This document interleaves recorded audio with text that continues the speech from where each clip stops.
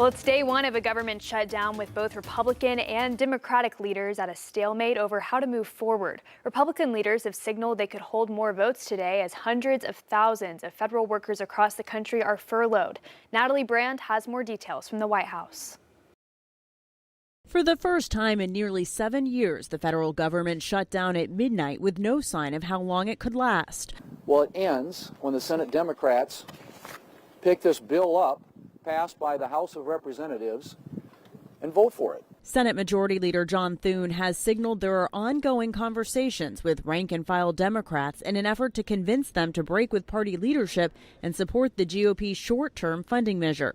What gives us the ability to win this argument with the American people is we're standing for what they want with health care, and they are not. Democratic leaders say they're standing firm that a negotiation has to address their concerns over health care cuts and extending enhanced health care tax credits under the Affordable Care Act. We inherited this really bad health care system from the last days of the Biden administration. We want to fix it. We just don't want to shut down the government while we're fixing it.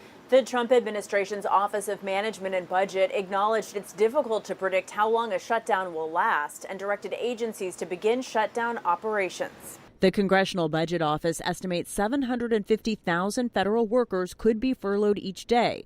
Essential employees, including federal law enforcement, military service members, and TSA agents, are required to continue working without pay for now.